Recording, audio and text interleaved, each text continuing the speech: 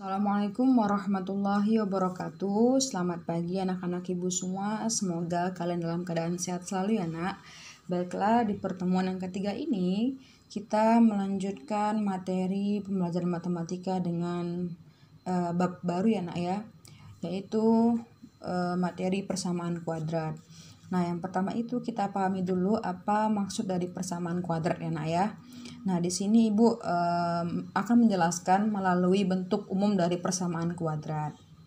Nah, bentuk persamaan kuadrat itu nak, ax pangkat 2 ditambah bx tambah c sama dengan 0. Ya, Ibu ulangi lagi, ax kuadrat ditambah bx tambah c sama dengan 0. Nah, dengan a, b, c ini bilangan real dan a tidak boleh sama dengan 0 ya, koefisiennya ini harus bernilai. Nah, contoh yang dikatakan persamaan kuadrat lengkap. Nah, kita tentukan dulu ya, A, B, C itu apa gitu. Nah, Ibu punya persamaan kuadrat 3x kuadrat dikurang 4x tambah 2 sama dengan 0 ya. Nah, itu artinya apa? 3x kuadrat kurang 4x tambah 2 sama dengan 0. Perhatikan nak, A itu merupakan koefisien dari x pangkat 2, x kuadrat.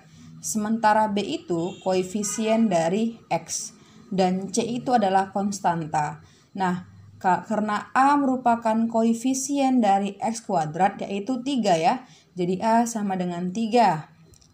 Lanjut, B itu merupakan koefisien dari X, berarti minus 4 ya nak, minus 4, sehingga B sama dengan minus 4. Selanjutnya, dan C itu merupakan konstanta. Konstantanya berapa nak? 2 kan? Oke, C sama dengan 2. Nah, itulah yang dikatakan dengan persamaan kuadrat lengkap nak. Jadi A, B, C-nya itu ada gitu ya. Nah, selanjutnya yang dikatakan dengan persamaan kuadrat tidak lengkap, contohnya di bawah ini. Ibu punya persamaan kuadrat x kuadrat ditambah 6x sama dengan 0 ya. Nah, A sama dengan, ini sebenarnya ada 1 ya nak ya, tapi nggak tertulis gitu. X itu artinya ada 1, bernilai ya, bernilai 1. Jadi A itu merupakan koefisien dari x kuadrat itu bernilai 1, cuman nggak perlu ditulis nak. Jadi ibaratnya x itu sama dengan 1 gitu. Jadi di sini ada 1 cuman nggak tertulis, sehingga A itu A-nya sama dengan 1. Oke. Selanjutnya B itu merupakan koefisien dari x. Berapa B-nya? 6. Oke. Nah, C konstanta tidak ada, maka C itu sama dengan 0. Seperti itu ya. Jadi ini persamaan kuadrat yang tidak lengkap karena C-nya tidak ada nak. Gitu ya. Oke, selanjutnya untuk yang B, 25x kuadrat dikurang 9 sama dengan 0. Nah, Ibu ulangi lagi, A itu merupakan koefisien dari x kuadrat, 25, berarti A sama dengan 25 ya. Kemudian B itu merupakan koefisien dari x, tidak ada nak ya. Tidak ada di sini koefisien x-nya gitu, sehingga kita buat B sama dengan 0. Nah, sementara C itu merupakan konstanta yang mana nak? Ini dia. Jadi minus 9. Oke, selanjutnya sampai di sini paham ya untuk menentukan yang dikatakan persamaan kuadrat lengkap dengan persamaan kuadrat tidak lengkap. Selanjutnya menyelesaikan persamaan kuadrat.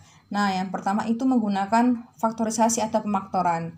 Bentuk yang pertama itu bentuk distributif nak. Nah, contoh nih, x2 ditambah 9x sama dengan 0. Kamu faktorkan nak. Untuk menghasilkan x2 itu dan 9x itu artinya sama dengan x dikali x tambah 9 ya. Karena x kali x hasilnya x kuadrat. X kali 9 sama dengan 9x ya. Jadi kamu faktorkan dengan bentuk distributif, dikalikan nak. Untuk menentukan x kuadrat itu dan 9x itu harus sama-sama dikali dengan x ya, dibuat keluar x-nya. X kali x, x kuadrat, x kali 9x, 9x dikali 9, 9x gitu ya nak. Sehingga akar penyelesaiannya, perhatikan ini, x sama dengan 0. Nih, x sama dengan 0. Jadi X1-nya sama dengan 0. Kemudian untuk yang kedua, X tambah 9. X tambah 9 sama dengan 0, X sama dengan minus 9. Kita pindahkan ya ke ruas kanan. Jadi yang awalnya bernilai positif jadi negatif, sehingga X2-nya itu minus 9. Jadi akar penyelesaian dari persamaan kuadrat di atas X1 sama dengan 0 atau X2 sama dengan minus 9. Selanjutnya, untuk yang kedua itu menggunakan faktorisasi, yaitu bentuk selisih kuadrat. Nah, jadi contoh soalnya itu 9x kuadrat dikurang 25 sama dengan 0. Nah, kalian lihat aja ketika itu 25 gitu. Kalian cukup menentukan bilangan berapa yang jika dikalikan menghasilkan 9 dan bilangan berapa yang jika dikalikan itu menghasilkan 25 gitu. Nah, kalau misalkan di sini minus, maka salah satu di antara penyelesaiannya itu harus ada negatif gitu ya. Jadi 3x tambah 5 dalam kurung lagi 3x kurang 5. Kenapa? 3 dikali 3 menghasilkan 9, 5 dikali 5 menghasilkan 25. Jadi kalau misalnya kita buktikan, kita buktikan ya. 3x tambah 5, 3x kurang 5 itu artinya 3x kali 3x hasilnya 9x pangkat 2. 3x dikali minus 5 hasilnya berapa Minus 15x. Terus lanjut 5 kali 3x tambah 15x. 5 kali 5 minus 25. Kita kecilkan ya. Ini 9x pangkat 2 ini minus 15x tambah 15. Kamu punya hutang 15, kamu bayar 15, habis ya. Jadi sisanya tinggal minus 25.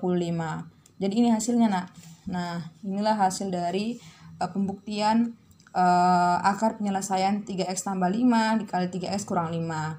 Jadi kalau soalnya seperti ini, kalian tentukan dulu bilangan apa yang bisa menghasilkan 9, bilangan apa yang jika dikalikan itu menghasilkan 25. Kemudian salah satu akar penyelesaian itu harus bernilai negatif ya.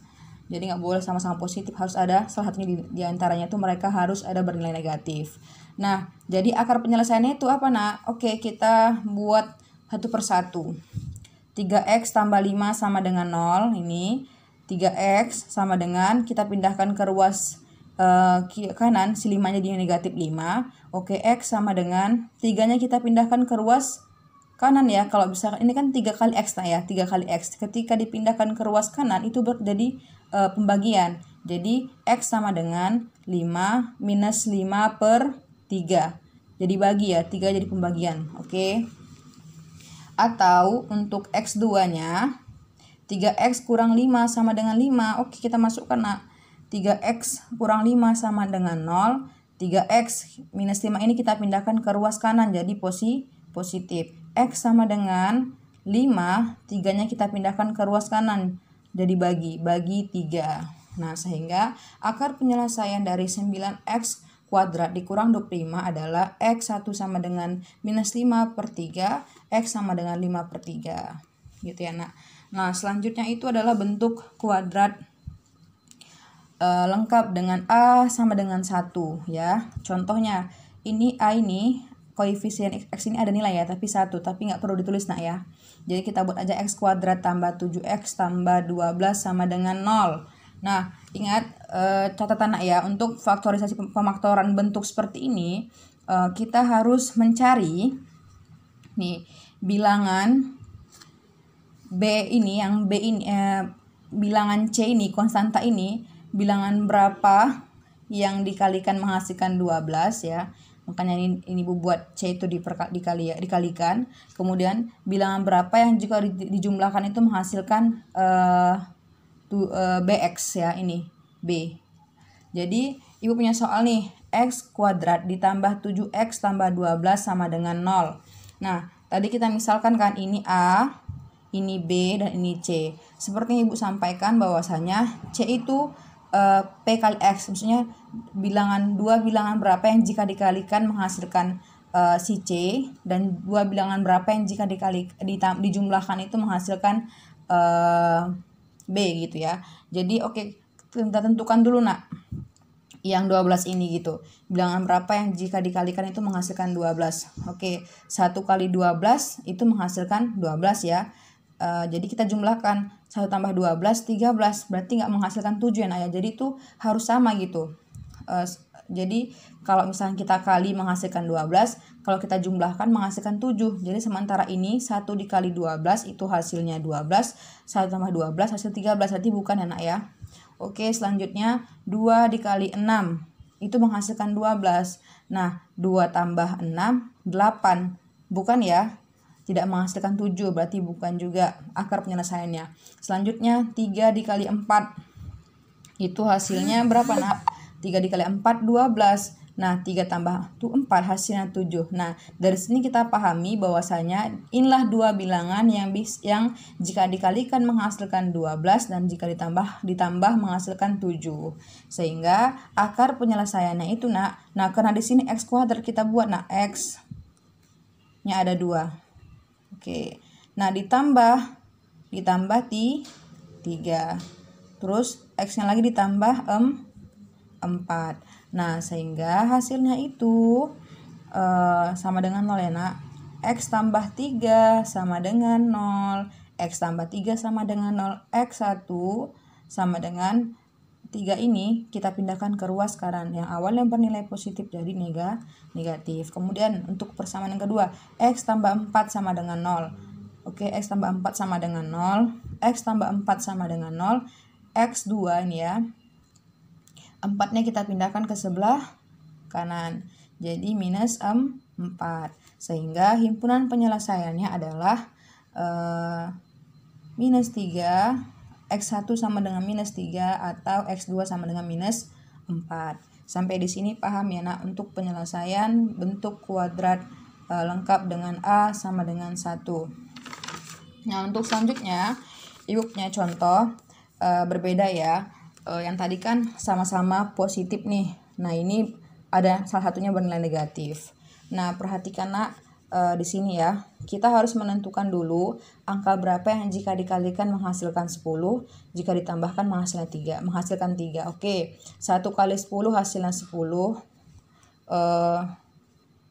Terus 1 tambah 10 sama dengan 11. Nah, berarti bukan ya. Lanjut 2 dikali 5 Nak. Itu 2 kali 5 menghasilkan 10. 2 ditambah 5 itu menghasilkan. Nah, perhatikan karena di sini minus 10 ini bernilai negatif ya. Jadi kita harus ini kita buat dulu. 2 tambah 5 8 ya. Nah, perhatikan angka ini Nak. Gitu, karena gak ada lagi ya perkalian yang bisa menghasilkan 10 gitu. Jadi perhatikan angka ini. Nah, karena ini minus 10, maka salah satu di antara angka ini harus bernilai negatif biar hasilnya 10. Kita misalkan nih minus 2. Minus 2 dikali 5 hasilnya minus 10. Oke, benar. Minus 2 ditambah 3 hasilnya 3. Ternyata akar-akar penyelesaiannya itu adalah minus 2 dan 5 ya. Minus 2 dan 5. Karena kalau misalkan kita buat minus 5 yang jadi negatif, 2 dikali minus 5. Oke, hasilnya minus 10. Tapi kalau misalkan dijumlahkan 2 tambah minus 3, hasilnya minus 3, nggak sesuai Nak. Gitu. Jadi harus minus 2, harus 2-nya yang diminuskan. Sehingga akar penyelesaian itu adalah karena di sini x kuadrat, maka x-nya ada 2. Nah, di sini yang pertama apa Nak? Minus, angkanya adalah minus 2, maka dikurang 2. Kemudian 5, positif ya, maka ditambah 5. Sehingga akar penyelesaian sama dengan 0. Jadi akar penyelesaian itu adalah x kurang 2 sama dengan 0, x sama dengan 2. Kemudian untuk x tambah 5, x tambah 5 sama dengan 0, x sama dengan minus 5. Untuk x2-nya. Himpunannya itu sama dengan x1 sama dengan 2 atau x2 sama dengan minus 5. Nah, sampai di sini paham ya untuk penyelesaian soal bentuk persamaan kuadrat lengkap dengan A sama dengan 1. Insyaallah berikutnya kita akan bahas bagaimana menyelesaikan persamaan kuadrat dengan menentukan kuadrat sempurna dan rumus ABC. Demikianlah untuk pertemuan kita pada hari ini. Ibu akhiri, wassalamualaikum warahmatullahi wabarakatuh.